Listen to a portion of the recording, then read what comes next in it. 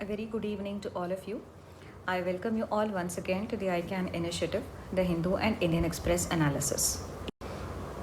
So, today, as we all know, as a tribute to this great icon, we'll be talking about Irfan Khan. So, Irfan Khan is, as we all know, is a celebrated and charismatic artist, and we'll go through his life in general to see the way he has come all the way till here. So he was actually a son of a tire seller. So it shows that being poor, he didn't find it as an obstacle to make it big in his life. Then he then went to the drama school after he failed as a cricketer. So it shows that he did face failures as a cricketer first, and then he discovered what is actually his real talent, and then he pursued that, and he went to the National School of Drama. So this again shows that he is trying to carve out niche for himself, and then he has tried to rediscover at every stage of his life. And even he struggled to make headway in the film industry in the initial years because he managed to find only some work in the TV serials. So, but later on, he did carve a niche for himself, and he became the icon that he was. And he even successfully established himself in Hollywood through Slumdog Millionaire, Life of Pi, and so on. And even when he was diagnosed with a tumor, he did fight that, and he came back and he shot English medium. So with all these, we understand that we have a lot to learn from him. First thing is to make failures as the best teacher. So even when he failed in Bollywood, he did make it as his best teacher and tried to improve himself, and then finally be that actor that he's known for. Then secondly, follow your passion so that we can live our life. So no matter what, don't be discouraged and demoralized by the initial failures, but rather follow the passion. And thirdly, we understand that he always kept reinventing himself and never settled with the success or results in your life. So this is very important because just one success doesn't mean it's the end of all. So we need to reinvent and have higher and higher aims every time. And he also kept exploring, and most importantly, know yourself and work on yourself. So that was what he believed in. So with these lessons, we'll go on to the first topic of the day, which is about the Afghan peace process. Now, why this was in news is because the United Nations Secretariat has held a 6 plus 2 plus 1 talks. So here the 6 means the 6 neighbors of Afghanistan, being China, Iran, Pakistan, Tajikistan, Turkmenistan, and Uzbekistan. 2 being the global players, the US and Russia, and then 1 being the Afghanistan itself. So these have held a talk. The United Nations Secretariat has held a meeting with all these players for to move forward in the Afghan peace process.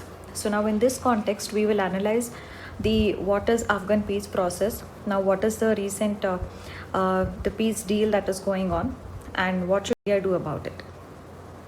So firstly, as we can see in that 6 plus 2 plus 1 talks, India was not included. So the question arises, why India was not included? Say firstly, India has always had a policy to not talk to the terrorists directly. So as Taliban has been carrying out several violent activities and it's been supporting terrorist groups, so India has never had this. It's a principled policy decision to not directly talk to the terrorist groups. The second thing why India is not included is because India has always believed in an Afghan-led, Afghan-owned, and Afghan-controlled peace process in Afghanistan. But this particular process, the Afghanistan government itself was not included in the. We are talking about this US and Taliban talks also. India is not forming a part of that. So here again, India, as it believes in the Afghan-led, Afghan-owned, and Afghan-controlled process, and Afghanistan government itself is not involved in the whole process. So India doesn't feel it is right to be involved in those talks. So now we will see what kind of relations has India had with Afghanistan. So India has given an assistance of more than 3 billion in projects in Afghanistan, and the trade between the two countries is more than 1 billion. And also India is trying to reach through an alternative route to Afghanistan, that is via the Chabahar port of Iran. So in this itself, India is about to invest more than $20 billion. And also Apart from this, India has taken several other steps also, like the Afghan National Army, bureaucrats, doctors, they all get training in India. India has also undertaken several other projects, like the Afghanistan Parliament was constructed by India, the Zaranj Dalaram Highway. So this particular highway, it actually connects from the Chabahar port, it forms a connection to Afghanistan. So Zarang Dalaram Highway and the Afghanistan India Friendship Dam, which is also called as the Salma Dam. So all of these things were financed by India. And also we are involved in a lot of development projects, like we have constructed schools, hospitals, water projects, and several other stuff. So all of these initiatives, which are mainly focused on the development of Afghanistan, has generated a lot of goodwill among the people of Afghanistan. So this is a Salma Dam, and whenever you have to talk about the India-Afghan relations, you can draw this map and show the Zaranj Dalaram Highway and how we are planning this alternative route. So this also shows our involvement in developing the infrastructure in Afghanistan. So then the question arises is, do we actually need to talk to the Taliban or not? So this, whether to talk to Taliban or not, arises in the context of the current peace process, the United States-Taliban talks that are going on. So the US has, the Afghanistan has, we all know, has been ravaged by the war since 2001. So when the US-led coalition overthrew Taliban. So now peace talks are going on between the United States and the Taliban representatives in Doha, Qatar. So there are three main things, the three main demands that have been there. The first demand, the first thing regarding the peace talks is that the US troops will have to withdraw.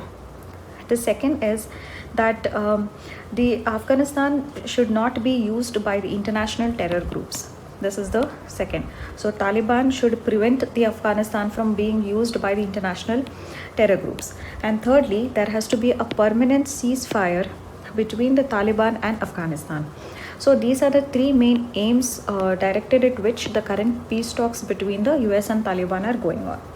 There are other minor issues also, that there is also a provision for that the negotiations are also there for release of prisoners of both the sides. So this is also there. And then United States has put some sanctions on the Taliban leaders. So it wants removal of these sanctions also. So these are all negotiations are going on with respect to all these points in the current peace talks. Some critics have said that this talks should not happen because it is keeping the Afghanistan government itself out.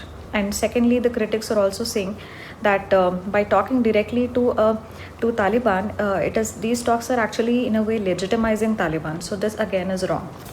So now in this context, we have to understand what should India do, what should be India's role. First of all, as we all know, that India has a principal stance of not talking to the terrorist groups. So it has never talked to Taliban. So what should we do in that regard? So firstly, Russia and Iran also had a similar policy before, but they slowly started to adopt and to the present conditions, and they started to opening up to talks with the Taliban. So we can also take a lesson or two from this and modify our strategy. Secondly, when United States invaded Afghanistan after the 9/11 attacks, it overthrew the Taliban government because the Taliban government there had sheltered the Al-Qaeda.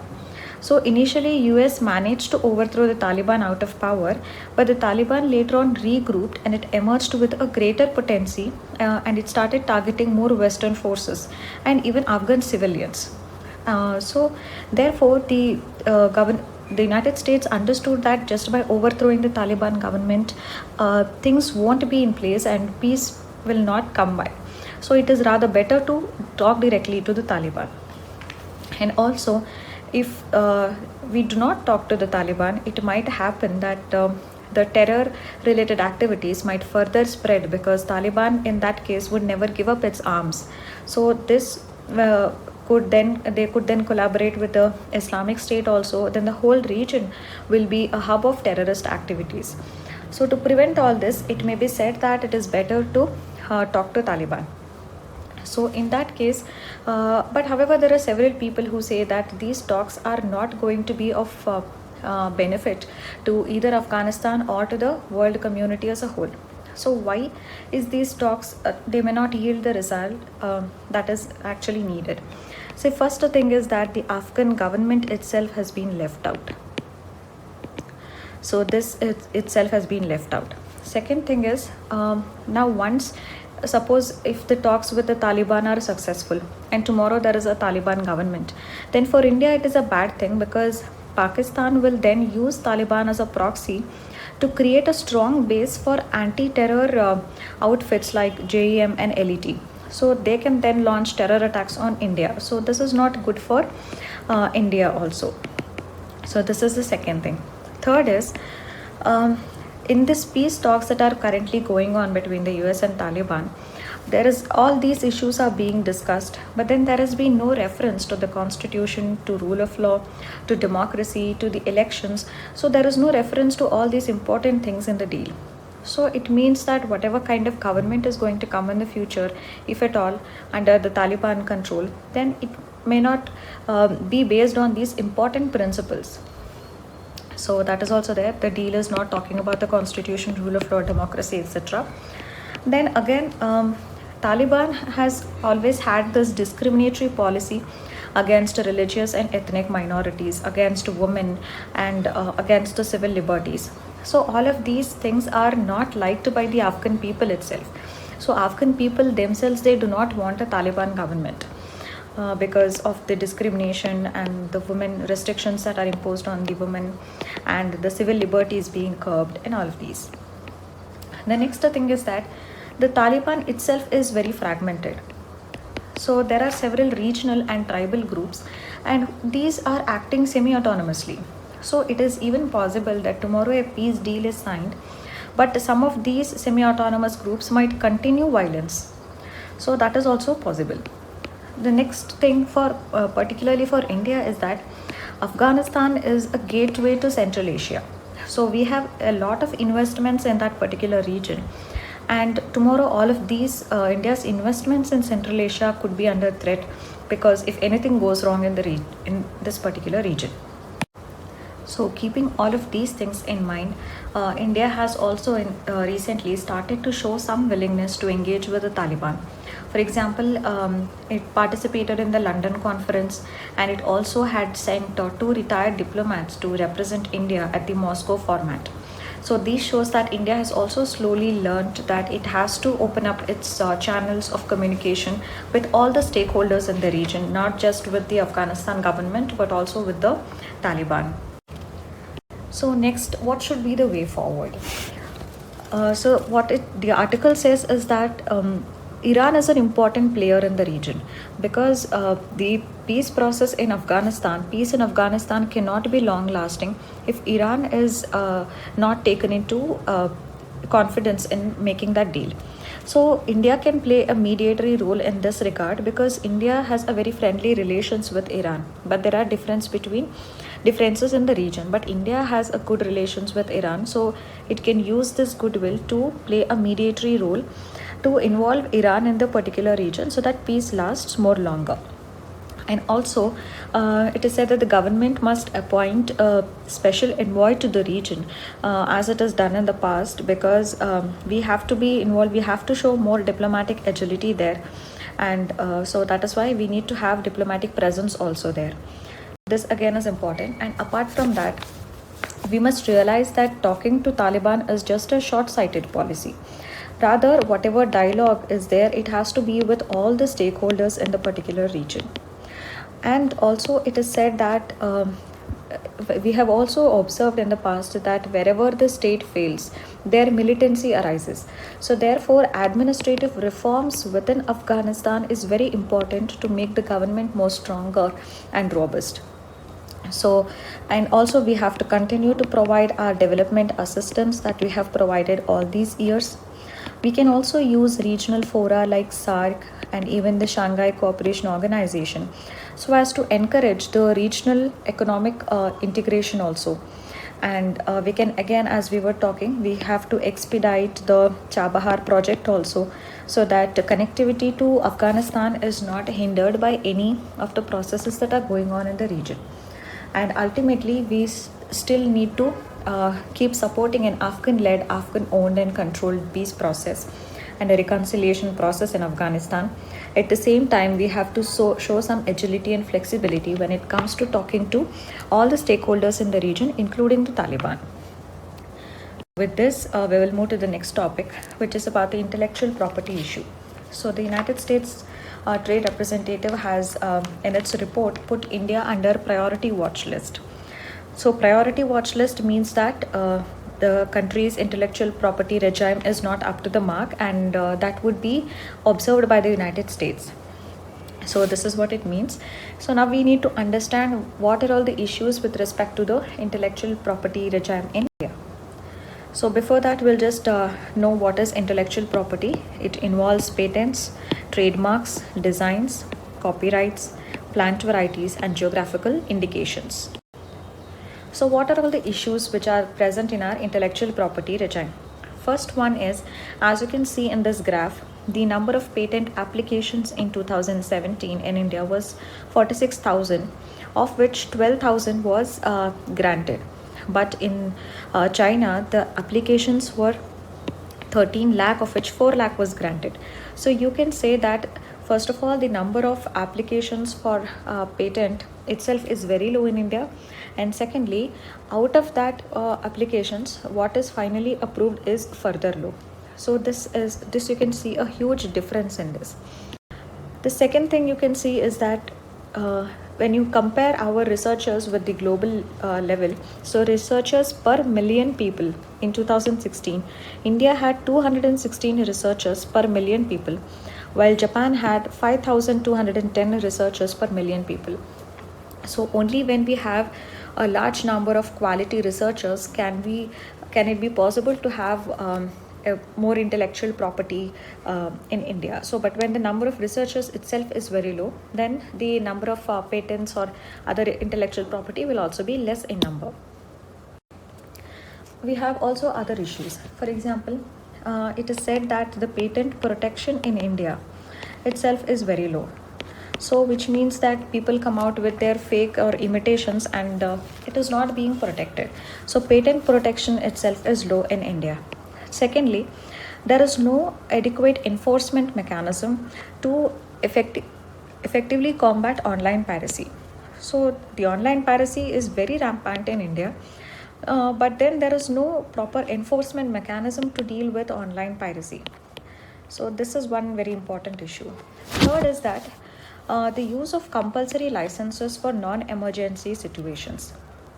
For example, in the case of Bayer's, so Bayer was selling a anti-cancer drug called as Nexavar, and it was priced at least 10 times more than the generic version. So it was heavily priced. So therefore, we gave compulsory licensing to a generic manufacturer that it can manufacture Nexavar because the price was extremely high and it is against the public interest. So this issue of compulsory licensing, however, is not liked by the United States, because several of the pharmaceutical companies are from United States. But however, India has always held, and it is also true that the compulsory licensing as a measure is also allowed by the TRIPS agreement also. So it is allowed even in the TRIPS. So this is another issue.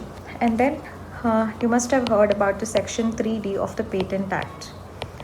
What Section 3D of the Patent Act talks about? It talks about the novelty of any particular invention.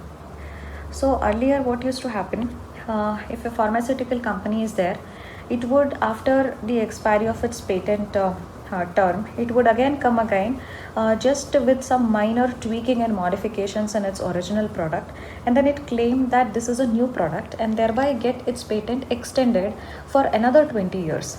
So this had led to evergreening of patents. So in order to curb this, what we did in Section 3D of the Patent Act was that we told that whatever is the new product, it has to add to the existing product, whether there's a new compound or it has improved the therapeutic effect, that is demonstrably improved the therapeutic effect, it has increased the efficacy of the treatment. So just by using just a new usage of a known substance, it won't entitle you to have a patent. So thereby it stopped evergreening of patents. For example, to give a very common example, aspirin was known for headaches, so people used to take aspirin for headaches, but later on it was found that it can also help in thinning the blood. So it was found that aspirin can be used for treating cardiovascular diseases also. But here no new patent can be given to aspirin because it is the same drug and we have found a different use for the same drug, so no new patent can be given to aspirin. So when in this, the most popular case is the Novartis case. So what happened in Novartis case, it had got a patent for a drug called as Gleevec, which is an anti-cancer drug, and then it came out with a modification to in form of Gleevec. It was Supreme Court found that this was just a beta crystalline form of an already existing drug called as imatinib. So Novartis already had imatinib. It just found a beta crystalline version of this, named it Gleevec, and it applied for patent for Gleevec. So this was rejected because this was just a different form of an already existing drug. So patent cannot be given to this drug. So thereby it prevented evergreening. But then again, the United States has issues with this particular section of the act, that this novelty clause is very stringent. So these are some of the issues regarding intellectual property. There is also one more issue that is called as pre-grant opposition. Pre-grant opposition means it is like allowing a third party to challenge the validity of a patent application even before the patent is granted. So such a procedure is not recognized in most of the other countries. So this has led to rejection of several patents applications submitted by the American companies. So this again has been a bone of contention. So all of these and also there are issues about data exclusivity. Data exclusivity means that these pharmaceutical companies, they conduct a lot of trials, clinical trials, to establish the efficacy and the safety of a particular drug. So they spend a lot on the research and development. But these generic manufacturers, they do not spend anything on research and development.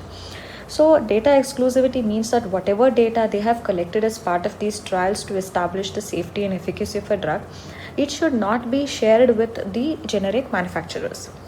So this also is an issue that United States and these pharmaceutical companies are asking for data exclusivity, which is not being done. So this is also another issue.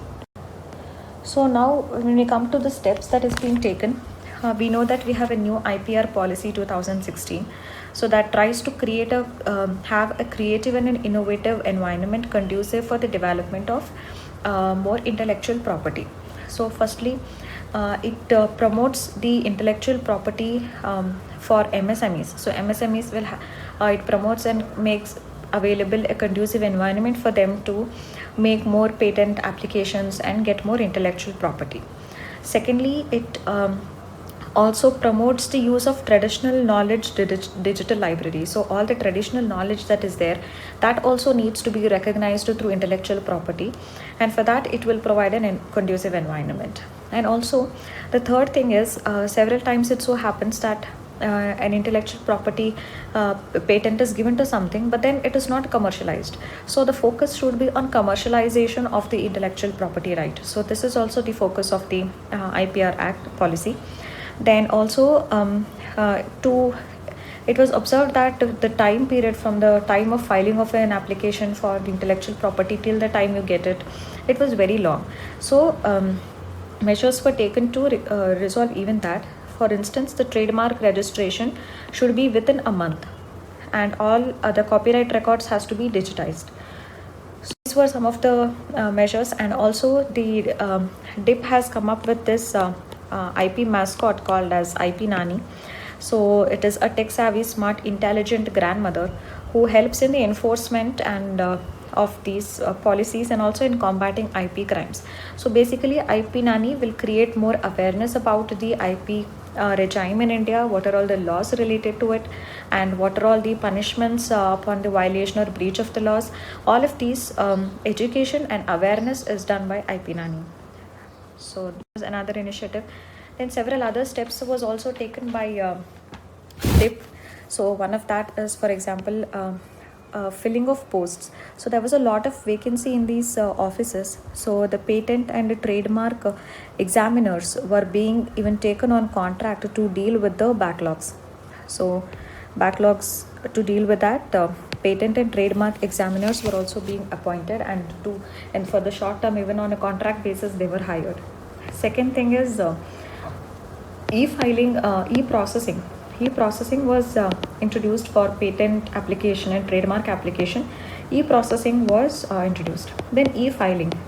From the filers part, people can file for patent or trademark from the computers. So this, for e-filing, 10% rebate was also given for online filing.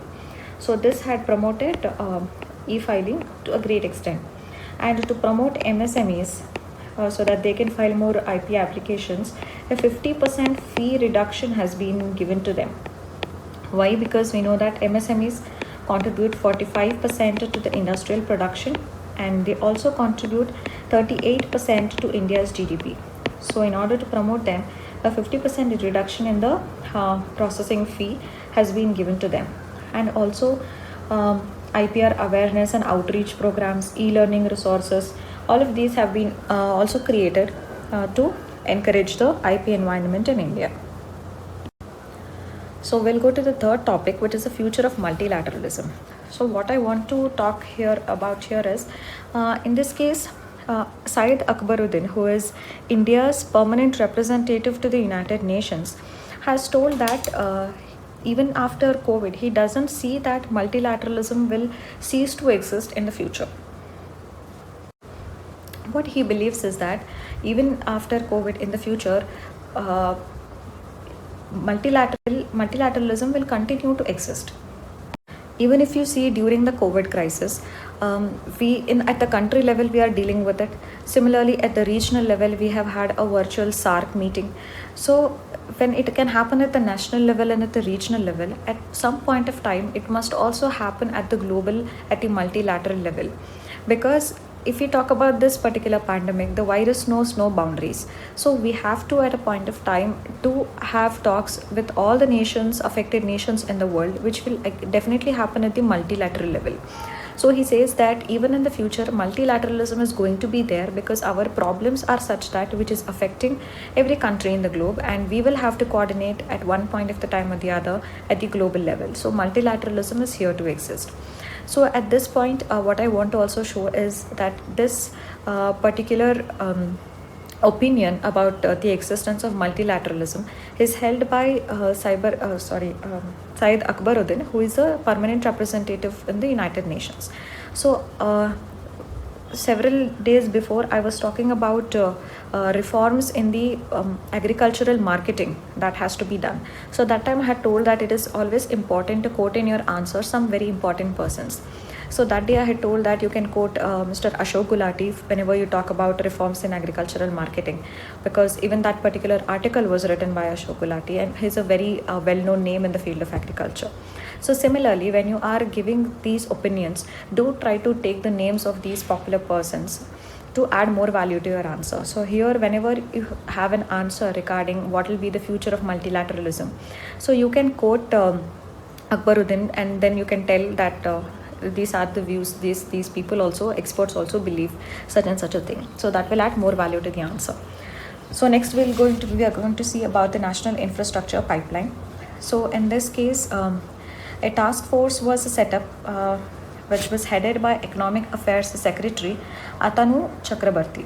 So Atanu Chakrabarti headed task force has now submitted a report saying that from between 2020 to 25, we need 111 lakh crore to be invested in the infrastructure in our country. So this is what the panel has told. And also the panel says that in order to invest 111 lakh crore, we need to arrange for finances. So the panel has also recommended ways by which this finance can be arranged. So it has recommended that we need to strengthen the bond market.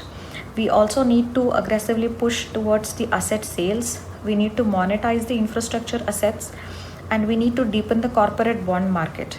We can also set up and develop the development financial institutions for infrastructure sector.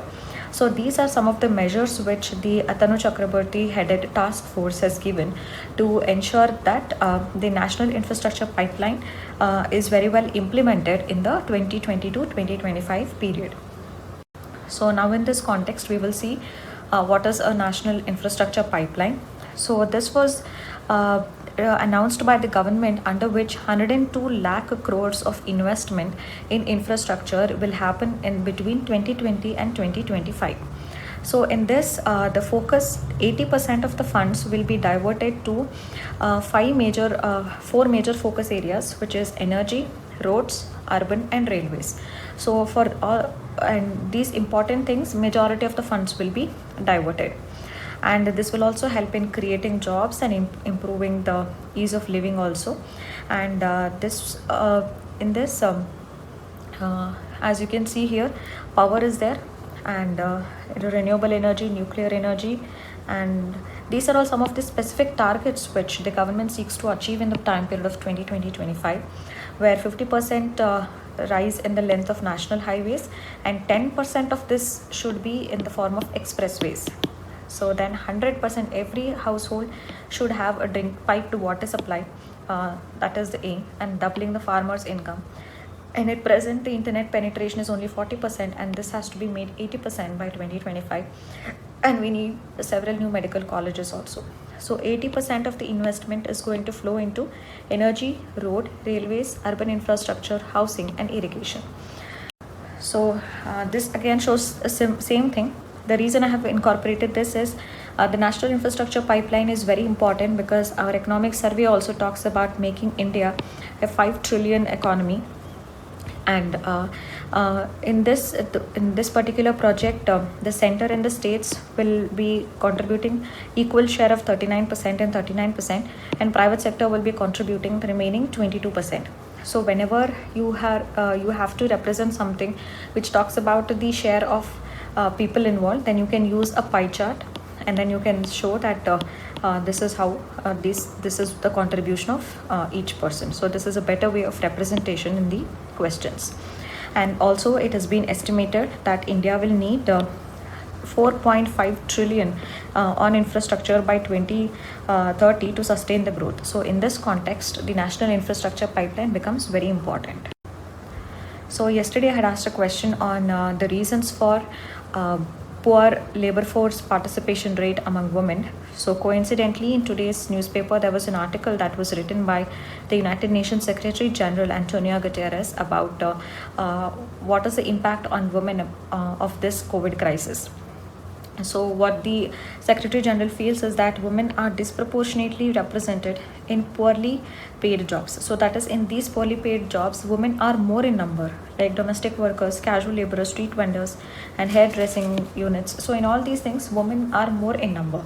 And International Labour Organization has estimated that nearly 200 million jobs will be lost in the next 3 months alone, and many of these jobs will be lost in these very sectors where women are employed more. So this is what is said.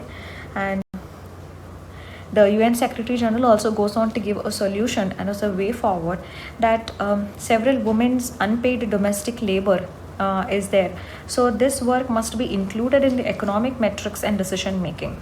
So this is what is the recommendation of the UN Secretary General, that the unpaid domestic work of the women has to be recognized and it has to be given an economic metric. So now we will try to answer the question. So first of all, how do you start the answer is by giving some statistics to support it.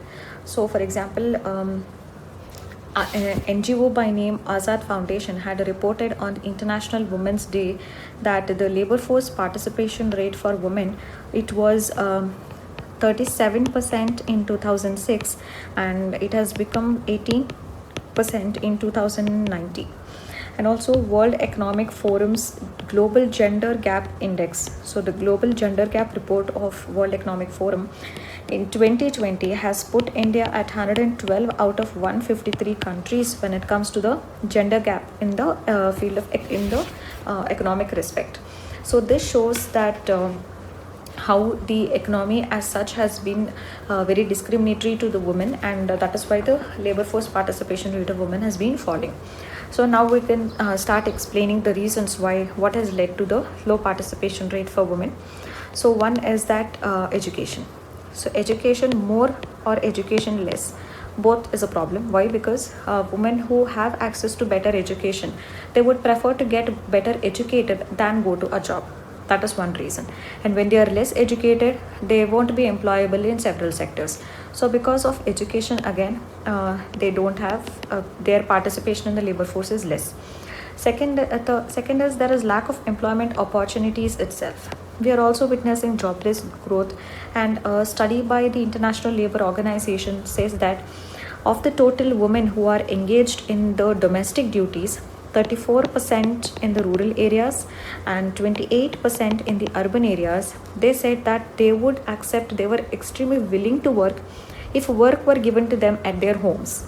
So which means they don't have suitable employment opportunities where they can balance their work and home. Many of them seek employment from home, which is not available to them. So lack of employment opportunities.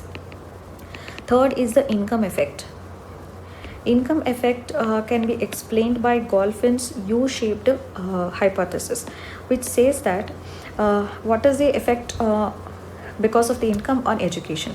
So when the income starts increasing, then the educational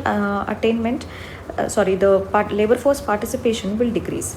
Because when the income increases in the family, then if, for example, in a particular family, the father or the husband earns more, then the first thing that they would tell is, why should the woman work when the men are already earning more? So that is where the labor force participation starts falling. So this is the income effect, that as income increases, then the women labor force participation will decrease. Then is also the measurement. ILO has paid specific attention to this. It says that much of the women's work goes undocumented and unaccounted in the official statistics. For example, as the UN Secretary General says, much of the women's domestic work is undocumented, so we need to bring that to economic metrics. So measurement again is a problem. Then you can talk about the gender pay gap. Because there is a pay gap in many of the cases, women feel very discouraged and demotivated to even go to work. There is also this leaking pipeline. So leaking pipeline means the woman might get employed in a particular company, but then as she goes higher up, then there is a leaking pipeline. That is, women stop working after they start reaching higher levels because they don't have promotional prospects. So there is a glass ceiling effect. Because of this, there is a leaking pipeline and women just keep dropping out. And next you can talk about the stereotypes, that several things are run by stereotypes. It is felt that women are not good decision makers, they make emotional decisions and all that. So these stereotypes also work against them. Then you can talk about family and motherhood. So once a woman has a child, then all the burden to the onus is on her to take care of the child, take care of the family and all that. Then they also have lack of awareness and lack of awareness about the opportunities which are available. Then safety is again a concern. If they are coming late from work, how safe is it? Then also because of marriage, several times the woman accompanies the husband to a different place. So marriage related migration. So at that new place, she may not find a job that is suitable for her. So all of these things are there. So I have in general listed out the measures. What you can do is, for better categorization, you can either categorize the supply side measures and demand side measures, or you can take the womb to tomb approach. That is also called as a life cycle approach. So starting from education and then marriage and then work. So all these things adopt a life cycle approach, and you can explain the reasons in a more categorized and systematic manner. And also, whenever you are asked such questions or the reasons for something, you must also give a way forward where you talk about some of the measures that has been taken by the government, how successful they are, and what should actually be done in the future. For instance, government to encourage the labor force participation of women has made many legislations like Sexual Harassment at Workplace Prevention Act and Maternity Benefits Act and so many things. And at the same time, you have to also show what should be done in the future. So next we come to today's question. Critically analyze the national policy on intellectual property 2016. So this is also a 10-mark question to be answered in 150 words. So please do make a mental frame of the answer at least. So that's it for today. Thank you.